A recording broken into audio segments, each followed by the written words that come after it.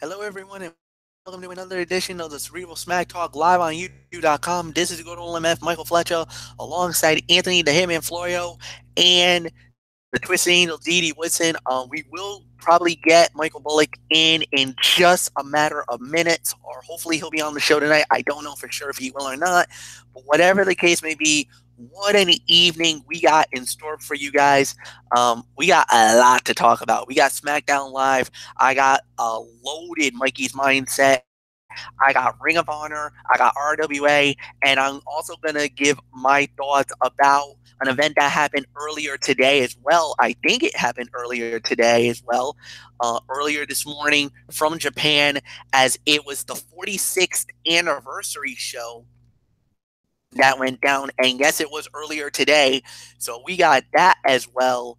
An unbelievable night, or I should say, day of wrestling that we had from all parts of the world. Of course, with the Manhattan Mayhem for Ring of Honor going down on Friday night, the RWA going down on Saturday night, and then we do have a mixed match challenge match that's about to go down in just a matter of minutes between Braun Strowman and Alexa Bliss versus Jimmy Uso and Naomi. So this is that Raw versus SmackDown match. But we'll get into that in just a matter of minutes. Or we'll do that later on in the evening. We know why you're here. I'm not going to waste any more time. Let's do it. SmackDown Live from Green Bay, Wisconsin. Tonight it was from the Rush Center in Green Bay. So we first started it off with this is one of those. I'm a little surprised, but they started off with the ladies.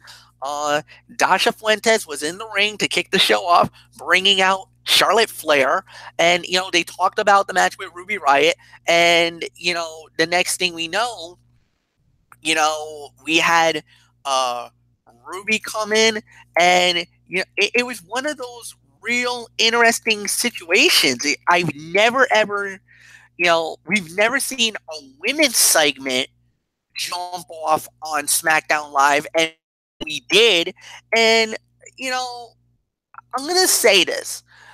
I understand why they're doing it. I understand why they want. Look, this is the go home show. Obviously, this is going to be one of your big matches of the evening. Ruby Riott versus Charlotte Flair for the SmackDown Women's title. I kind of feel like it was good in certain areas, and I get it. I like what they were attempting to do. Of course, the storyline progression, that's SmackDown's ammo, and that's why they've been so good at it. But I felt like the execution was slightly underwhelming. It's not that they hit a home run, no doubt about it. This was not a home run by any stretch of the mean. But this is what I call a good single. It was a nice base hit. It was a harmless ball that shot into the gap, and basically the outfielders just throws it right back into the field of play. Really, no harm, no foul on this. It was good. I don't think I was expecting it to be the greatest thing ever, but I was expecting it to be a little more better than what it was. It's a nice attempt. They went for it, but I felt like it kind of left us saying, okay, not bad, but it could have been better.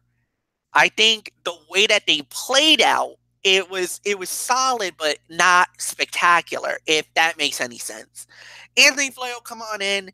Maybe you might shine a better light on this than I'm trying to do, but I thought it was good, but it really doesn't tell me shut up WWE and take my money. I think that's the best way to say it. Spot on. Absolutely.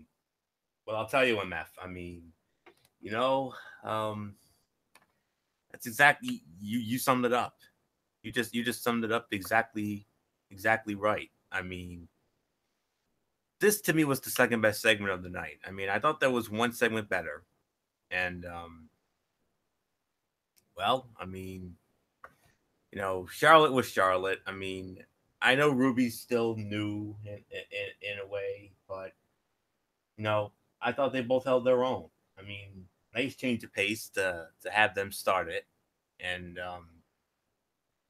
yeah, went from a nice little interview segment. I mean, Ruby Riott bringing up Charlotte Flair's past, to bringing up about how she mockingly built up Charlotte's resume and lineage, said her reputation turned into a myth that she was the personification of the women's revolution, and 2 weeks after Charlotte won the women's championship, she formed the Riott Squad. And their sole purpose was to destroy the myth that is Charlotte Flair. And Charlotte, with a great rebuttal saying that, hey, the only myth that exists about me is that I was handed things in my life. I had to work hard, perhaps harder than others because of who I am, and I had the weight of expectation on her shoulders. Do you have any idea how hard that is to live up to? And if all those and if I fail, those failures are magnified, and that reflects on her family. So that's what really stood out to me. I mean, it was those moments, and then seeing Bobby Roode coming out to aid Charlotte Flair. We were thinking maybe Naomi or Becky, but no. Out came Bobby Roode, Charlotte Flair's tag team partner in the Mixed Match Challenge, and he was getting ready to do commentary for the forthcoming bout, which we're going to get into in a moment. But, this was a solid but not overly spectacular segment. I agree with you 100%, MF. Solid final hype for what should be a solid but not overly spectacular women's championship match. I mean, we know what Charlotte can do. This is the biggest match of Ruby Riott's career. The lights are on bright, and this is an opportunity for Ruby Riott to, give us a reason to take her seriously. From a personal standpoint, I love her. But from, the professional standpoint, the ability and whatnot, this is her chance to, to prove that she belongs with the big dogs of the SmackDown women's division, like your Charlotte Flairs and your Becky Lynches and your Naomis and the whole 9 yards, your Natties. So opportunity is Kanaka knocking for the Punk Princess and Dark Angel, as I call her. Got one question for you, young lady. You've been given it. You got this opportunity. What are you going to do with it? Are you going to hang with the big dog? Are you going to hang with the queen of the women's division? Or are you going to be, just another victim? Only time will tell come Sunday night. So this to me is a match I'm very much looking forward to. I mean, of course, I think Charlotte's going to go over. I mean, but this is a chance for Ruby to really prove herself. Really, open our eyes and say, and just, this is her chance to, to grab us by the throat and say, hey, this isn't about the queen. I'm here too. The lights are on bright. I'm ready to dance. Let's find out what happens. So, second best segment of the night for me. I don't think I can put it any better. So, Didi Woodson, I want to bring you on in now. I mean, what a great way to start it off. I mean, second best segment of the night, yes, but Ruby Riott, it's an opportunity for her, just an opportunity for her to, prove to us that she belongs with the big dogs of the women's division. Yeah. It was an okay segment. It did a lot of storyline building between the ladies, a lot of trash talking between the ladies.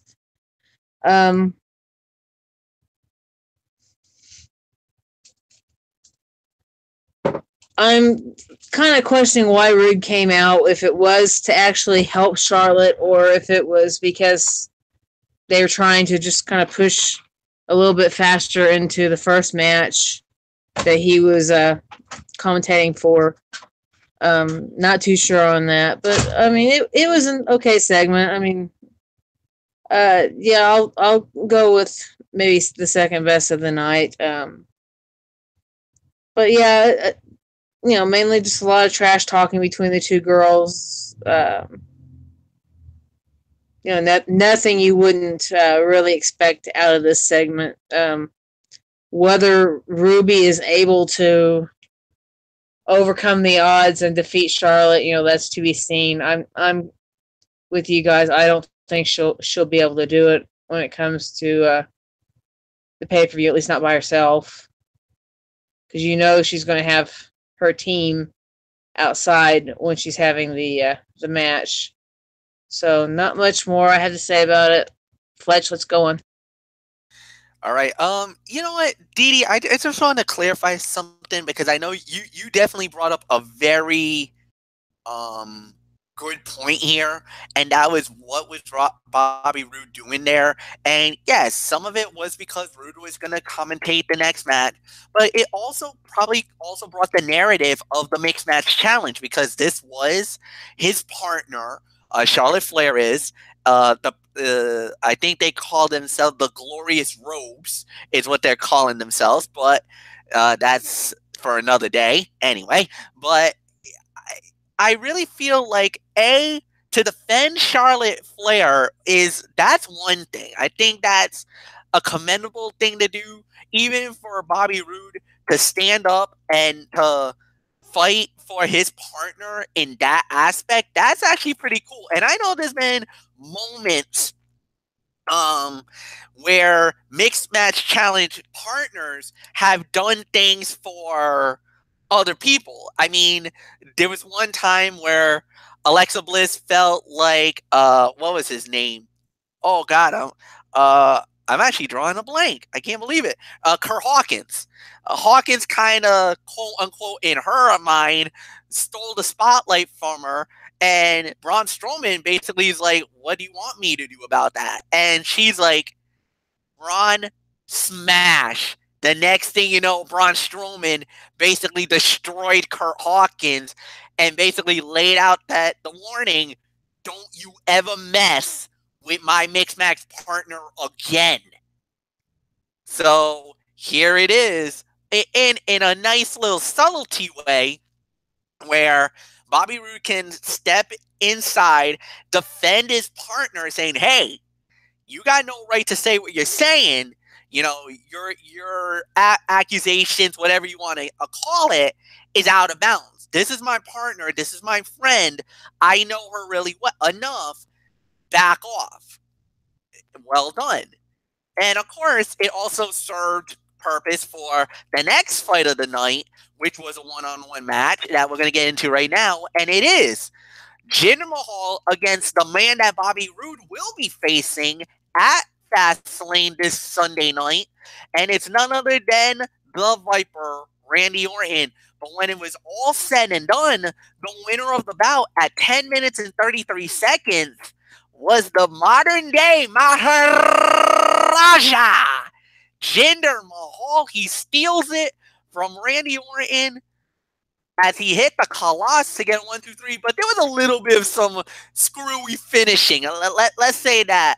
Samil Singh tried to get involved. Bobby Roode basically tried to interject, and basically all hell broke loose. The next thing we know, Jinder gets the victory at 10:33. Anthony Florio, come on in. It is all yours, my friend. Solid 3 stars, MF. I got to say, second best fight of the night for me. Well, between second and third best fight for me. This served to build some tension going into Sunday night on Fastlane. Randy Orton has a lot of limitations on what he can do or is willing to do at this point in his career with so much mileage. But he does a lot of little gestures and facial expressions to make everything he does count for a little extra that others could learn from. Looking at you, Jinder Mahal. Looking at you, Bobby Roode. Even though these guys are amazing, but though Bobby Roode's amazing and Jinder Mahal not so much, but I don't know why, but I got a feeling Jinder's not going away anytime soon as far as this U.S. title picture is concerned. I don't know why, but I had this iffy feeling that he was going to get added to that match and make it a triple threat match. But with all these multi-man matches that have been, sucking the life out of us lately, what they really need to do is keep it one-on-one, and then maybe Mahal gets his opportunity down the road, maybe on the future SmackDown Live, or maybe even at Mania. Who knows? It depends on what the creative team has in store. But Well, like I said, I mean, this served its purpose. It served to build tension going into Fastlane. We can check that off our checklist. So, yeah, Jinder Mahal steals the win because of what happens here. I mean, yes, Sunil Singh, one half of what our friend Luigi PS3 likes to call the Jabroni Squad, along with his brother Samir, because he's injured. So he got taken out. Orton with that little suplex move on the announce table, the ringside announce table, which is what SmackDown Live is known for. And then Orton rammed Jinder Mahal right into Bobby Roode. Bobby Roode took offense to that, major offense to that. Got on the apron and said, "Hey, what are you doing, man? What are you doing? What did you do? What did you do that?" And that allowed Mahal to sneak up from behind, nail the Colossus, get the 1-2-3, pick up the big win. So I don't know. I mean, yeah, it's going to be Orton and Rude one-on-one Sunday night. But here's the thing. Watch out for the modern-day Maharaja. We got another guest coming to the dinner table, my friends. And that's exactly what the modern-day Maharaja is going to do. So future SmackDown Live, or maybe even at WrestleMania, Jinder Mahal is not going away anytime soon, whether we like it or not. So solid match, 2.5 to 3 between second and third best fight of the night. No question about that. So, Didi Whitson, I mean, for me, it served its purpose. No question about it. It needed to serve the tension for Sunday. Mission accomplished. Check it off the checklist. Yeah, it was a good match. I'm going to slightly penalize it because I don't like these distraction endings like this. I think they're unnecessary to have, although I kind of understand partially why it happened. For one, he was scouting Orton, and for two, Orton did throw Jinder into Rude. But at the same time, I mean, it wasn't necessary for Rude to interrupt the match. So I'm going to give it. I'll go ahead and do the 2.5 stars. I'm not going to go any higher than that, only because of the Rude distraction. But it was still a storyline building match because you got these three that just have been at it with each other now for a month or so or longer. So yeah, not much more I had to say about it. Take it, Fletcher. All right, and I'm going to go with the 2.5 stars. I thought this was an okay match. It was solid for what it was worth. I kind of was hoping for a bigger payoff at the end, but it kind of it served its purpose. It was good enough for everything that went down. So I'm not going to argue or cause any type of problem here. We're just going to leave it alone, and we'll just go and get into the next part of the event, which was basically there was a whole bunch of outside, a lot of cut-ins or cut-outs, whatever you want to talk about, talking about first Baron Corbin on I don't know if it was Instagram, it was on social media, talking about that he was going to hurt John Cena because he cost him the Money in the Bank back then. Then we had what I thought was the best thing of the night, a video package documenting the rivalry between the New Day and the Usos. Oh my God, did they nail that? WWE production, applaud yourselves, gentlemen, because you guys absolutely killed it with that. It got me intrigued. It got me excited. The rivalry renewed. The New Day, the Usos, Sunday night at Fastlane, WWE SmackDown Tag Team titles on the line. Winner goes to WrestleMania as the champions. You can't, if you didn't need to cut anticipation with a knife, you nailed this. This is going to be a happening. It's going to be unbelievable. Is history going to be made on Sunday night? Is the New Day going to become 5-time champions? Or are the Usos going to continue their reign as SmackDown Tag Team Champions? It's going to be a happening, and it's going to be something else. Sunday night. Then we had the beautiful Dasha Fuentes. She got to interview Shinsuke Nakamura after that. And basically, Nakamura basically said, I hope AJ wins so I could beat him at WrestleMania with the knee to the face. But he gets interrupted by Aiden English and Rusev. And, Aiden English can't even talk. Like, I in the back of my mind, I'm like, oh my God, Anthony Flair was probably bitterly weeping somewhere, like a little schoolboy right now, knowing that the Luciano Pavarotti, the Robert Goulet of music cannot sing. It's a Greek tragedy, for heaven's sake. That's Saul Guerrero's husband. That's Eddie Guerrero's daughter's husband. That just got wrecked about a week ago by Shinsuke Nakamura with the Kinshasa. But Rusev made this open challenge, and he's challenged Nakamura to a fight Sunday night, an added fight to the card. And I say, hey, good enough for me. I like it. Rusev Day versus Nakamura. I'll go with that. That's a nice little build. And plus, I know it's last minute, so a lot of people are like, ugh. But I think you can do a nice little feud. Let these guys go at it, and then we'll see from there. Then we get our next fight of the night, which is going to be led off by Didi Woodson, and lo and behold, it's a women's match. It's Becky Lynch going one-on-one against Carmella. Becky Lynch wins the match at 8 minutes and 33 seconds. Basically, this fight was created thanks to social media. This was a social media fight.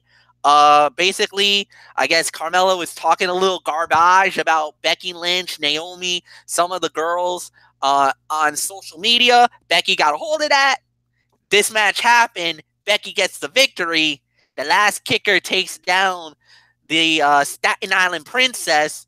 And Didi Woodson, I know you're probably very happy with Becky's performance. Oh yeah, I like Becky Lynch. She's one of my girls. I like watching her wrestle and everything.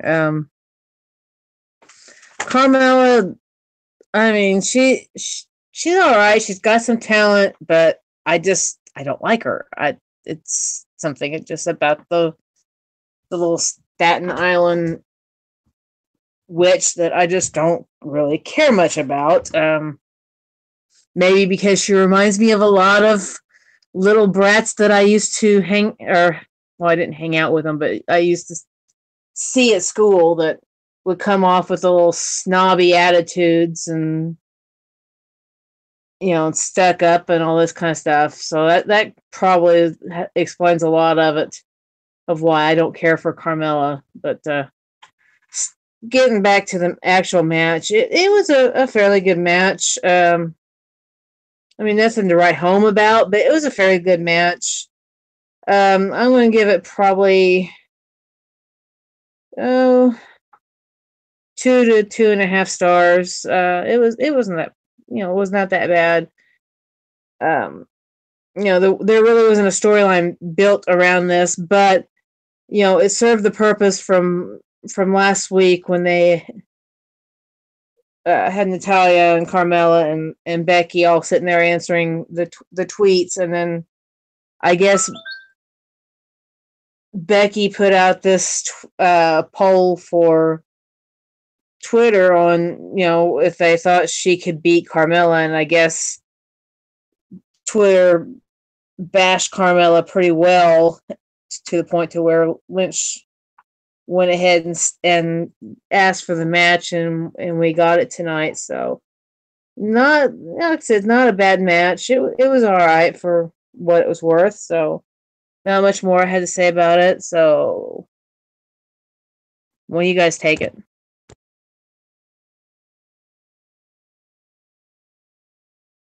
Solid fight, good match. Of course, Becky Lynch gets the victory. Yay for me! That means I get to celebrate tonight.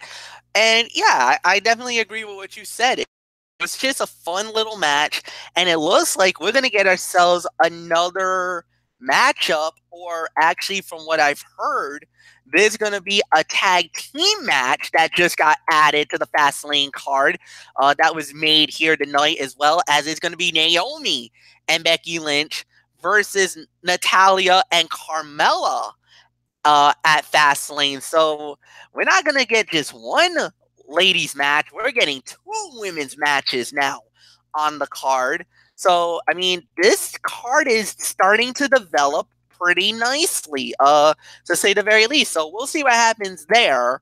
And nothing more to say. The match, I'll probably give it 2 stars for the liking. Anthony Floyo, it's yours. Solid 2 stars, absolutely. I mean, Corey Graves said it best on commentary. He said that Carmella was dominating the match before Becky took advantage of one little mistake, and that's exactly what happened. I mean, Carmella went for this maneuver, and then it allowed Becky to grab the arm, hook into this armor, get the tap out win. It was a solid, not overly spectacular bout here. Becky winning was the right call, obviously, and if Carmella holds on to that briefcase for a few more weeks, I think 3 more weeks, she will make history by becoming the longest the superstar to hold a Money in the Bank briefcase longer than anybody. I believe Ziggler. No, I think it's either Edge or Ziggler who holds the record for the longest time between cash-ins. I believe 280 days, I believe, is the record. Carmella currently at 261, so a few more weeks. Yeah, actually, it was Edge, because Edge won his Money in the Bank at WrestleMania, 21, and did not cash it in till literally the beginning of the year. It was at the New Year's Revolution in I believe San Juan, Puerto Rico. Is when I'm saying correct. Yep, Albany, New York was where he cashed in the Money in the Bank, and lo and behold, it proved to be great because he ended up winning the title for the very first time in his career. And that's really when his Hall of Fame career really took off, right then and there. So we'll see what happens with Carmella. I mean, she's nowhere near a Hall of Fame career right now. Let's not kid ourselves. Nowhere near it. But you never know. I know she's right up there on Dee Dee Woodson's hit list. I mean, I think she's probably number 2 on that list, only behind Alexa Bliss on Raw. And I can certainly understand why, but yeah, I mean, she hung with Becky for the most part, but Becky Lynch just too good. She showed why she is the heart and soul of the SmackDown Women's Division, the first ever draft pick, the first female draft pick of SmackDown Live, and the inaugural SmackDown Live Women's Champion, which Becky made Carmella tap out to win that title, as we all remember, at Backlash a couple of years ago, so about a year and a half or so ago. So there you go. So nice win for Becky. And the tag match will probably be, TV quality at best. I'm going to be real honest. I'm leaning towards Becky and Naomi to go over, but we'll find out soon enough. So solid 2 for me. So if there's nothing else that needs to be addressed, MF, I mean, we got an awesome promo segment coming up, and I cannot wait to get into this. We got more than just a promo segment. This is a 3-4-1. This closed the show. And boy, I'm going to say it, the 5 minutes of this show was probably the best I've seen in such a long time. This was amazing. Started out with AJ Styles cutting a promo, interrupted by Dolph Ziggler, and that led to the match between Dolph Ziggler and AJ Styles. The fight gets thrown out at 15 minutes and 32 seconds because a whole bunch of guys decided to show up and interfere in the match. First off, Kevin Owens and Sami Zayn came out, jumping both men. All right, fine. Shane McMahon comes out, and he's like, you know what? John Cena's not here. That's fine. But I do have somebody else who's here, which is Baron Corbin, and we're going to make this a fatal 5-way. Non-title match, Fatal 5-Way, AJ Styles, Dolph Ziggler, Kevin Owens, Sami Zayn, and Baron Corbin. And when it was all said and done, and the winner in 17 minutes and 33 seconds was Sami Zayn. He gets the haluva kick on Kevin Owens for the 1-2-3. If that happens on Sunday night in the 6-pack challenge, WrestleMania gets altered. It will be Sami Zayn going to WrestleMania as WWE champion to fight Shinsuke Nakamura. Oh my God. Okay. I'm just going to say this. The promo segment was the segment of the night. That was unbelievable. That was incredible. That was exciting. I loved it. I loved the fire. I loved the intensity. I loved everything about it. The Dolph Ziggler versus AJ Styles fight was starting to come really good, but the fight ended. It's an automatic NA. We throw the fight out. Then you get the 5-way, and the 5-way delivers at the end. And with Sami Zayn, that was a shock victory more than anything else. But it was amazing. It brought everything home, but it also plants that seed that AJ, your title is definitely in jeopardy. Look what just happened. You were not even involved in the pinning predicament, and you lost. If that happens on Sunday night, you're no longer WWE champion, and the dream fight of Nakamura versus AJ Styles, the rematch of Wrestle Kingdom, goes down in flames. So it really brought so much to the table. First, you got the storyline progression. Then you got the worrisome or the fear that, hey, there might be some legit problems here and that we might have some big time trouble. That now we just saw AJ Styles lose and he was not even involved in the end. What is that gonna mean? What does that bring to the table for the match on Sunday night? Plus, on top of that, you gotta add John Cena to the equation. It's a 6-pack challenge. All right. Fight of the night. 3.5 stars. I don't think you can go any better. And as a complete segment from beginning to end, this has to go down as one of the best 30 minutes of SmackDown Live we've had in a very long time. I mean, I'll even say this. This was like almost Monday Night Raw-esque type level. And okay, SmackDown Live hasn't been doing great lately. We've been a little bit in some trouble with the way that we've been bringing, storylines, whatever, to the table. But my God, SmackDown Live, where have you been? And you give us this to end the show? Thank you guys for giving us something that was relevant, that was actually made us remind us why we love SmackDown Live and why I bleed blue on this show each and every week. Anthony Floyo, come on in. I don't think there's nothing more to say. Segment of the night, fight of the night. Finally, SmackDown Live does something right. It ranks right up there with the Monday Night Raw Gauntlet match from a couple of weeks ago. I mean, this was basically their version of it in a way, even though we didn't really technically have a gauntlet match here. But, oh my goodness, the segment was unbelievable. I mean, great fire from AJ Styles, Dolph Ziggler. That's the best promo that Dolph Ziggler cut since that epic promo that he cut back when he was a face, when he had that awesome feud with The Miz a year and a half ago in Cleveland, when he cut that epic promo where he issued the challenge to Miz for that career-ending match for the Intercontinental Heavyweight Championship at the No Mercy. I mean, that was the best Ziggler promo I've seen since then. And definitely the best heel promo by Ziggler since the heel turn about a year or so ago. And that was amazing as well. I mean, both of those guys really brought it to the table.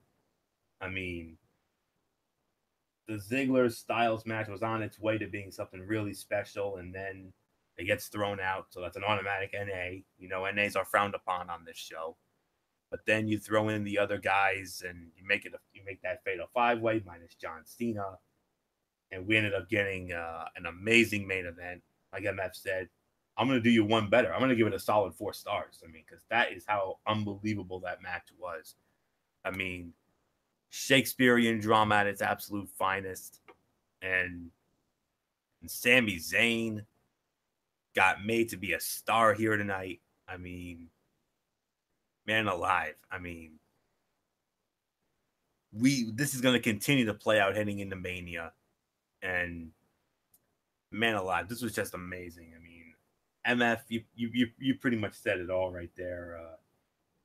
Great win by Sami Zayn, and Sami Zayn goes over on his quote unquote BFF here. He went over Kevin Owens, and what a way to close out. I can honestly say, I'm going to be real honest, the best SmackDown Live in 2018, because there was nothing on this show that remotely was bad. Everything on this show tonight was solid to good to great. I can honestly say to my folks over at Raw there, this is how you do a go home show right here. Unbelievable. So great, just absolutely amazing. And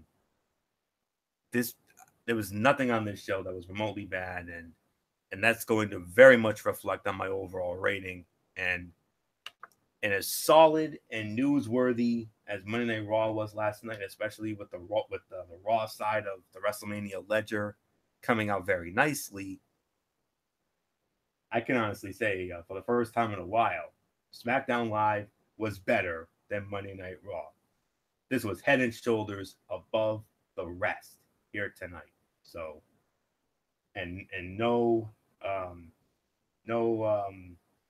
pointless and unnecessary filler, no pointless and unnecessary Shano and Daniel Bryan nonsense.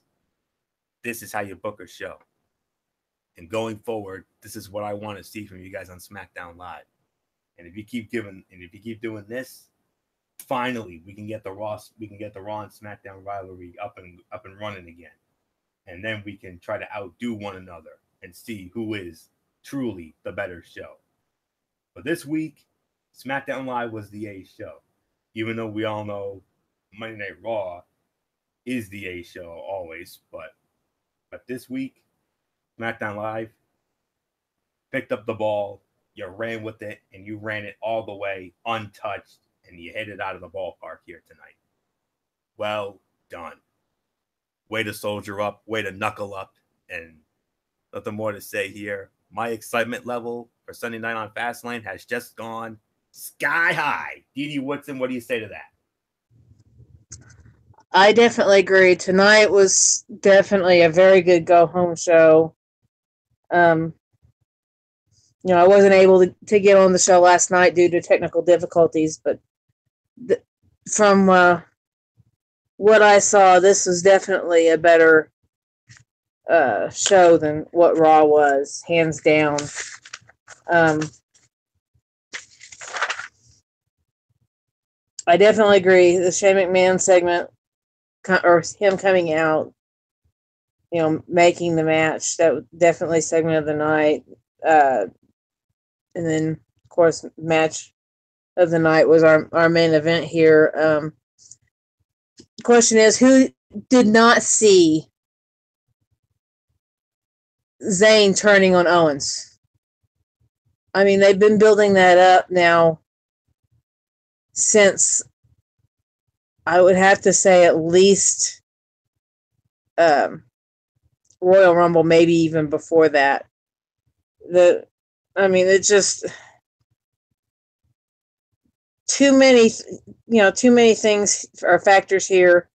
Zayn being too sweet to Kevin Owens, saying, I'll lay down for you. And then, of course, tonight he doesn't lay down for him. He pins him. So, it was written on the wall. Zayn was going to screw Owens. if you did not see that coming, then you've been living in the dark ages, because you could pretty much see it all through this thing. I am so glad there was no Daniel and Shane segment throughout any of this. Um, and I'll agree. This is about a 4-star match, yeah. So not much more I had to say about it. So Fletch, take it. It is time for the overall reviews, and lo and behold, it's Anthony Florio that gets to lead it off, and especially after what he just said about the main event and talking about how there was nothing bad about the show, I am aching to hear the overall rating. I already got a very good feeling that this is going to be wicked high. So Florio, make the SmackDown guys smile from ear to ear. Drop the number I hope I'm gonna hear. How does 9 out of 10 sound to you, MF? Oh my lord, I love it. I can't give it a perfect 10. I'm not going to be that crazy. Well, no, it's not a perfect 10, but I'll take a 9 any day of the week. That's the highest it's been all year. Hence why this was the best show of the year. Hands down. And, I'll be honest here. Nothing on this show was awful. I mean, everything delivered. This was one of the best go-home shows I have seen I honestly cannot remember how long. AJ Styles and Dolph Ziggler. I mean, it was mainly because of it was mainly because of what happened in that second hour. The first hour was, mixed bag. But the second hour, though, all the stuff with AJ Styles and Dolph Ziggler, the promo, the back and forth verbal exchange between those two, the match was on its way to being an instant classic before it got thrown out. And then you gave us a damn good 5-way, which I still consider a 4-star match. Great way to build up to the main event. And then from there, throwing a surprisingly solid match with Jinder Mahal and Randy Orton. A solid segment with the women, Charlotte and Ruby. And then from there, the only thing that really didn't, wow me or impress me all that much was the Becky and Carmella match. I mean, if that thing had been a little bit better, then we would have been talking perfect 10 perhaps. But that's the only thing on this show that was on the, meh side of things. But I have been wanting to see SmackDown Live give us a quality show, not a snoozer, not one that, I could take a cat nap through like I've been doing for a lot of these shows. But no, you did it. You did it, guys. You did it. You put all that unnecessary BS on the side. You made it about the superstars here tonight. You gave them the opportunity to showcase their abilities. That's exactly what you have to do. And that's exactly what you have to do every single week. Give us a reason to take this show seriously. And tonight, for the first time in a long time, I took SmackDown Live very, very seriously. That's how you promote a pay-per-view. Of course, from WrestleMania going forward, it's going to be both shows are going to be showcased on pay-per-view. We're not going to have any more brand exclusive pay-per-views. That's fine.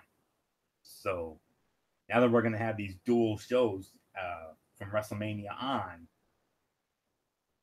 competition's back on. And that's exactly how I like it. Soldier up time, knuckle up time. And that's exactly what SmackDown Live did tonight. They soldiered up, they knuckled up like I've never seen before. They showed that sense of urgency. They gave us a reason to care about the pay-per-view. They gave us plenty of incentive for us to tune in Sunday night from the Nationwide Arena in Columbus, Ohio. Columbus, get ready. After what we saw here tonight, I got a great feeling about this Fastlane pay-per-view. So, and I cannot wait to put a preview on this weekend or whenever we have the time to do it. So there's nothing left for me to say on this except well done, SmackDown Live, and it's about damn time. I've been wanting to see these kind of efforts from you. This is what made SmackDown Live so fun to watch when this new era brand extension started a year and a half or more ago. This was what made SmackDown Live better than Raw every week about a year or so ago. Quality shows here tonight. Everything delivered. Nothing on this was terrible. I mean, they brought it here tonight. And as a fan of professional wrestling that I've been for over 30 years, I'm standing and I'm going to do something that I don't often do. But you're going to get it here tonight. Mile high salute. I salute you. Well done, SmackDown Live. Well done, MF. That's how you bring it. Let's do it again on Sunday night, and let's do it every week going forward. And let's get the Raw versus SmackDown rivalry up and running again. Not just at Survivor Series, but let's make it an all-year-round thing. So you proved it here tonight. Well done. 9 out of 10. No, I can't go any higher than that. That's the best I can give it. So, Didi Woodson, I hope and pray to God you agree with me on this. Oh yeah, I'll give it a 9 out of 10, and we'll add in 4 paws for each cat too. So, because they can't really count up to 10. They can only count up to 8. So, for them it would be an 8 out of 8, because you get 4 paws for each cat. So, but for me, yeah, 9 out of 10. It was a very good show. Like I said, hand down better than what I've seen lately coming from either show. Definitely the best way to bring home a go-home show. I mean, that's the way you're supposed to end a show. You end it on a match, not a segment. And that's one thing that I am so sick and tired of Raw on, is ending on segments. Even last night, we ended on a segment. And I'm tired of ending on segments. I don't think that's the best way to end a show. End it on a match. That's where you get your most excitement, is from matches, not from segments. So, yeah, hands down, definitely better show. Not a whole lot of negativity in the show. Yeah, women's match, okay. Wasn't real crazy about the clunky ending on Orton and Jinder, but then again, that's a threesome that me personally, I'm getting tired of seeing the 3 of them battling, but I know we're not done with them, so. But other than that, I mean, it was a very, very good show. Even the backstage segments, the promo segments, in-ring segments, there was, like I said, there wasn't a whole lot of anything that was really a low point on the show. Almost everything was storyline based, except for the one little match with Becky and Carmella, which was basically already pre-planned from last week. So, yeah, not much more I have to say about it. So, I guess I will see you all sometime this weekend, either for preview or for pay-per-view, whichever one. So, good night, guys. All right, well, I'm just going to let you know, guys, that if we're going to do a preview show, it's probably going to go down either 10:30 or 11 o'clock on Saturday night. And then on Sunday night, of course, as always, after the Fastlane is over, we will have the recap of it as well. So definitely, Didi, thank you so much as always, and have a wonderful evening. It's time for the Mikey's Mindset. There's so much that needs to be done. So I'm going to go chronological order on this, and we're going to try to get this done as quickly as possible. So first off, the Manhattan Center in New York had Ring of Honor Manhattan Mayhem this week, and what they started off was with the Briscoes going up against the Dogs and Coast to Coast in a 3-way tag team fight. The Briscoes won the match, 9 minutes and 28 seconds, 2.5 stars to start out the evening, to say the very least. Then the next fight of the night we had was a women's match, as it was Sumi Sakai and Jenny Rose. They team up against Diana Perrazzo and Trishelle Dashwood, which is Emma from WWE fame. Dashwood and Perrazzo gets the victory at 8 minutes and 10 seconds. 2-star fight. Then we had Punisher Martinez versus Sabato Jr. Sabato Jr. from AAA, actually from um, MCLL, Major League Wrestling of Lucha Libre, as it was Punisher Martinez winning that match. Then we had Cody Rhodes versus Flip Gordon. Cody Rhodes wins the match. That was 2 3/4 of a star. The next fight of the night was a 6-person tag team fight. Beer City Bruiser, Silas Young, and the Kingpin, Brian Milonas. They went up against Kenny King, Cheeseburger, and Chucky T. The winner of the bout was Silas Young, Beer City Bruiser, and Brian Milonas. 2.5-star fight. This was pretty good. Nothing more to say. Then we had a amazing tag team fight, as it was Valador Jr. and the Ring of Honor World Champion Dalton Castle. They went up against Ultimo Guerrero, and Jay Lethal. When it was all said and done, the winners of the bout was Dalton Castle and Valador Jr. 3.5 stars. Then the main event of the evening, it was the Ultimate Mayhem match. The Bullet Club versus the Kingdom and Shane Taylor. When it was all said and done, the winners of the bout, in 26 minutes and 22 seconds, the Bullet Club gets the victory. Fight of the night, 4.25 stars was the rating for this match. You could not get any more better than this. It's basically the equivalent of War Games. That's what this match was. It was unbelievable. Representing the Bullet Club was the Young Bucks, Adam Page, and Marty Scurll.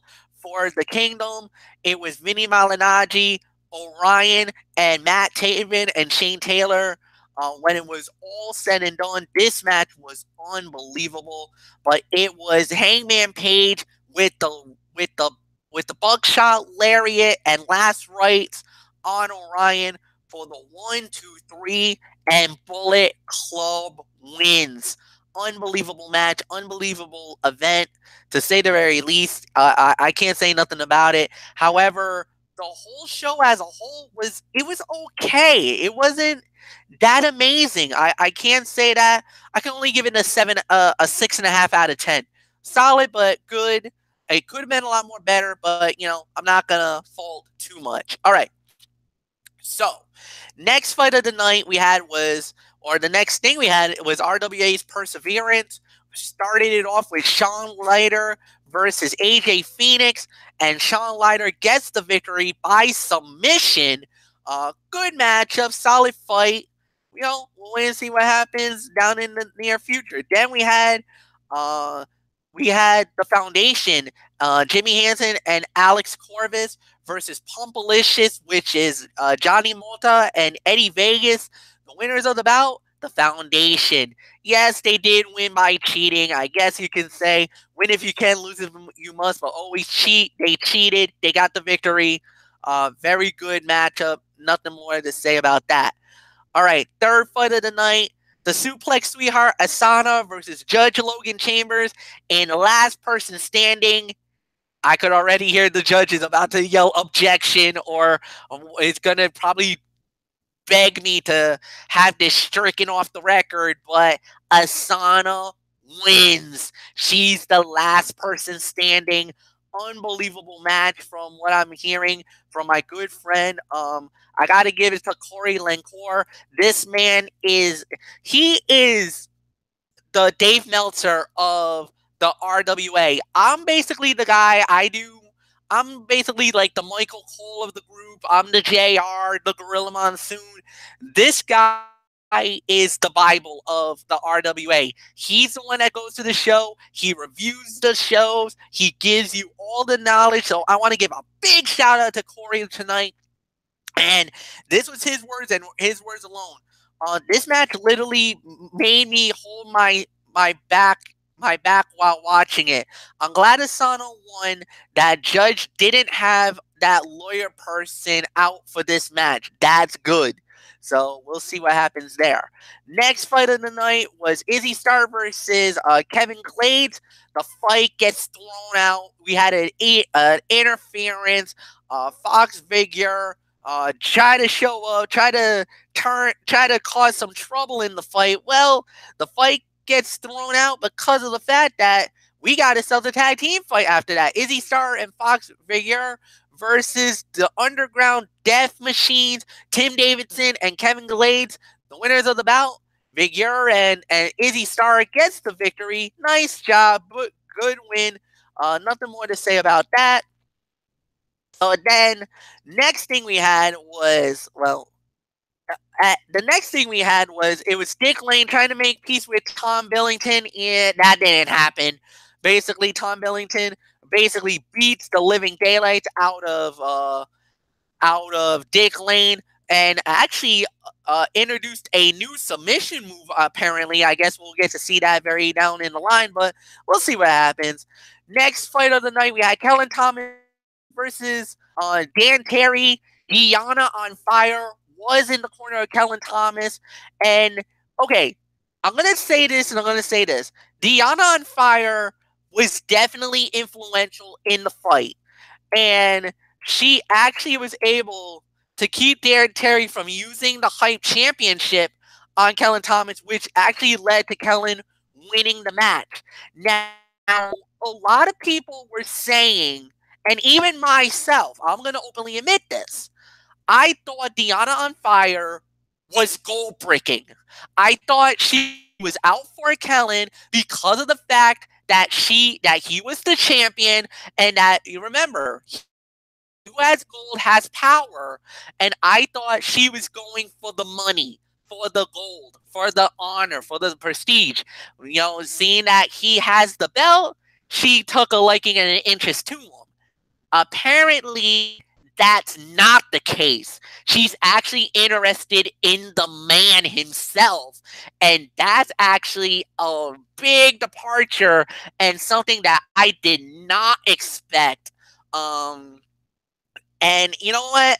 I gotta say it. Kellen, props to you, man. And I wish you nothing but the best, because I'm going to say it. And this is just me personally. I don't care what anybody else says or they think. But Deanna on Fire is a very lovely lady, a stunning beauty, no doubt about it. This got me in trouble with Triple Licious. If you remember that infamous interview I had with him, he stopped me dead in my tracks. Well, I'm going to say it as such. Back in the day, I didn't really care about who she hung out with or whatever, because, you know, that was her because she was hanging with the Secret City outfit. She was hanging with Triple Licious and the crew. With Kellen Thomas, Kellen's a respectable guy. He is, from what I know, and I even got a chance to meet him, you know, just a brief conversation, and he's a cool individual. I got nothing bad to say about Kellen. I know he's gonna treat Deanna right, and I hope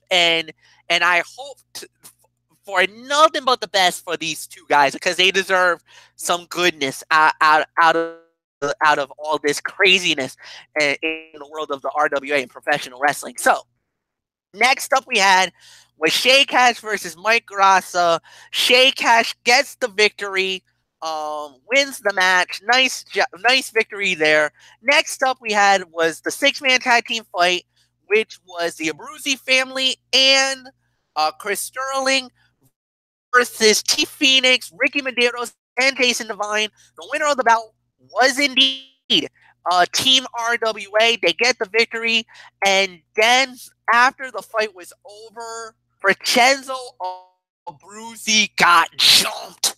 After the match, a heavy argument broke out, which led to them turning on Vincenzo Abruzzi, and he got jumped 4-on-1, man. It was an ugly beatdown, no doubt about it. Fans could not believe that happened, but hey, you know, that's wrestling for you. DTA, you don't trust anybody around these parts. Next thing you had was the Middlesex Express versus Espana. Middlesex Express gets the victory in the match. Nice victory for them. We'll see what happens then. Next thing we had was King Leon the Sixth versus not Jammin' Jack Connor, just Jack Connor. Winner of the bout, Jack Connor gets another victory. He's going up, man. He's starting to rise, guys. I'm starting to like it. Give Connor a title shot. That's all I'm yelling for this one. But after the fight, King Leon the Sixth super kicks the Squire. Basically, everybody is behind the Squire. Everybody's starting like the Squire a little bit. King Leon the Sixth a little jellyfished about it and took his anger on it. And then in the main event of the evening, Chris Cruz versus Mike Montero for the RWA Triple Crown Championship. Ladies and gentlemen, the winner of the bout and the new RWA Triple Crown Champion, Chris Cruz. He wins the title. I'm going to say it. According to Corey here, he called it a 5-star classic, and he's going down on record calling it the RWA Fight of the Year. At this point, I can't. I haven't seen the match yet. I know they're gonna probably post it very soon, but a lot of people are coming out of that fight is saying it was unbelievable. It was back and forth. The battle was intense. It was what you expect in professional wrestling. We talk about how great the gauntlet was for Monday Night Raw. We talk about the ending that we saw here tonight for SmackDown Live. They said, Mike, this was right up that alley. This was just as good, maybe even better than anything that WWE was putting out lately. They said this is a fight that you must watch, must see, and go out of your way to send it. They even told me, send it to Anthony, send it to Michael Bullock. Let them know about this fight because this fight was amazing. So when it does post on YouTube very soon, I will indeed do that. I will give it to Anthony. I will give it to Mike Bullock. I'll give it to the Wrestling Forum crew, and I'll let them see it for themselves. So, with that said, we move on to what happened to a match that happened earlier this morning. Well, I want to say, earlier this morning from Japan.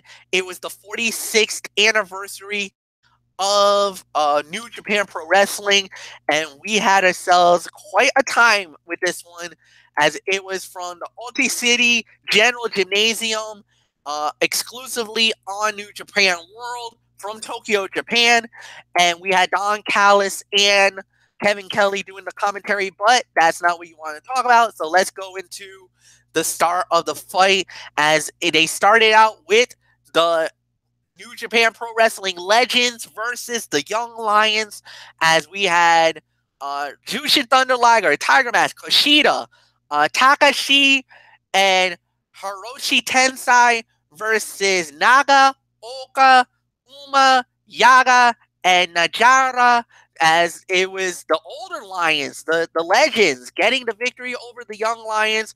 No surprise here, but you gotta give a lot of credit where credit's due. A lot of people was very impressed with some of the matches that they said, and they thought that this was a really good match. So solid fight, nothing more to say. The next thing we had was David Finlay, Juice Robinson, and Takahashi versus Ashihi, Yano, and Gato from Chaos. The winners of the bout, it was Chaos. Good, solid 6-man fight. The losing team had plenty of offense, looking desperate in the loss. But there was some good matches in the fight, to say the very least. So nothing more to say. We moved on to the next fight of the night, which was Roppongi 3K, as they went up against Desperado and Komasha and Takashi and Bushi, as this was for the IWGP Junior Tag Team Championship. The winners of the bout and the new IWGP Junior Heavyweight Tag Team Champions, it was Desperado and Camacho. They win the titles. Good match in this fight. Nothing more to say about it. So we got Yoshi Ishii versus Sandada, one-on-one. Sandada wins it. Again, a good fight, but slow and plodding in certain areas. A lot of people thought that it should have been a little better, but it is what it is. So nothing more to say. We got the next fight of the night: Kazuya Naito versus Takashi. The winner of the bout, it was Naito. Naito with the Destino for the 1, 2, 3. Good solid match. Naito definitely looking like it's getting a lot more better, a lot more stronger. And on top of that, Naito is going to be a part of the New Japan Cup. That's going to be coming down very soon, so we're going to see how that plays out. But Naito is definitely he is going to become a big time player. The next 3 fights of the night were the next 2 fights of the night were the biggest matches of the evening. First, we had Minoru Suzuki versus Makabe for the IWGP Intercontinental Championship.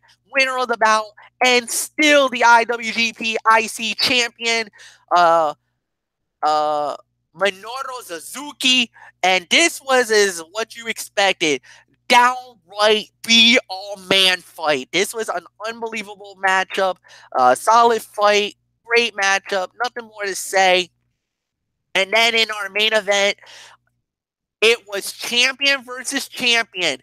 The IWGP Junior Heavyweight Champion, Will Ospreay, versus the IWGP Heavyweight Champion, Karushika Okada, the Rainmaker. The winner of the bout in this champion versus champion fight was Okada. He wins the match. Unbelievable match. A good main event. Okada looked strong. He looked unbelievably. He looked like the ace of New Japan. That's all you got to know about it. And then you also got to give a lot of credit, a lot of love to Will Ospreay. He was really impressive. He worked really good. There's no shame losing to the world champion. But he definitely looked a lot more stronger and better than he has recently. And well, that's basically it for that. And then the only thing we really got left that we need to talk about was, well, it's the mixed match challenge.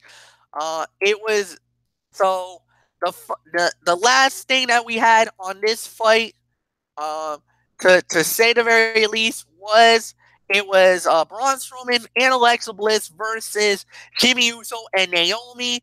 The winners of the bout at 10 minutes and 35 seconds. Braun Strowman and Alexa Bliss, they win the match and they move on to the semifinal. They are now going to fight The Miz and Asuka in the semifinals. Oh my goodness, what a match that's going to be. And then of course next week we got next week that we have is Rusev and Lana. They go up against Charlotte and Bobby Roode. And what a matchup that. And of course, the voting will be as well for that fourth semifinal team. It's a fan vote. So you guys got to definitely do whatever you got to do to, work your way on this one. But I will say this is going to be an interesting matchup, to say the very least. The show ended up with about 75,000 live viewers even after the match concluded. Of course, they missed the 2 best editions of the Mixed Match Challenge has been when Strowman and Bliss have worked together. It's been definitely an increase in that. And I think it's well enough to say that I think that's probably the team that everybody's hoping that's probably going to win the Mixed Match Challenge, Strowman and Alexa Bliss, because they love that Beauty and the Beast dynamic, to say the very least. Well, that is it, guys. The show is over. Anthony Floyo, come on in, because we got ourselves a show this week. So we got that, and then I'll hit you with the remaining of the future content. So Floyo, go. Friday night on Strictly Sports, Blake Bortles signs 3-year extension with the Jacksonville Jaguars. Mark Cuban fined $600,000 for tanking comments and the downfall of the Dallas Mavericks organization. Will Kawhi Leonard return to the San Antonio Spurs? Louisville men's basketball team stripped of 2013 national championship. Yahoo's report that shook the college basketball world. A recap of the NHL trade deadline and NBA power rankings. That all goes down this Friday night at 10:30 on the Tone 25 on YouTube.com. Friends, I gotta tell you, this is a strictly sports show you cannot miss. So many great things that need to be addressed, and I want to give a special shout out to Derek Ferreira and the producers of this show for putting together what I consider the finest docket I have ever seen. And this is the first time in a long time I'm saying this. I cannot wait for Strictly Sports on Friday night because I really want to get into all of these things. A lot of these things need to be addressed, and boy howdy, man, I cannot wait to give you to have our thoughts on all of these very interesting topics that need to be addressed. And kudos to Derek and the producers. This is the best damn docket I've seen in a long time. So I'm ready for Friday night. I cannot get here fast enough, and I cannot wait to get into all of that. So that's Friday night, 10:30, Strictly Sports, the Tone 25 and YouTube.com. Nothing more to say. MF, let's put a bow on this thing, bud. And then Saturday night is going to be the preview of WWE Fastlane. We're going to do that around, I want to say 10:30, 11 o'clock. I'll talk with Florio about that. Sunday night, 11 p.m. Eastern, or later, depending on how long Fastlane goes, is the recap. Monday night, Ridiculously Raw. Anthony Florio hosts that.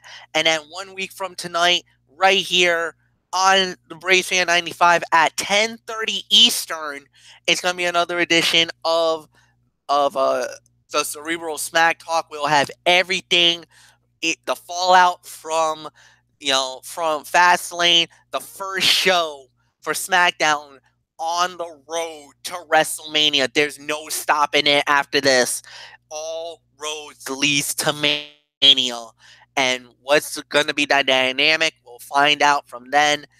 So, for Anthony Florio, for Didi Wilson, I'm Michael Fletcher. Have a good night, everybody, and so long for now.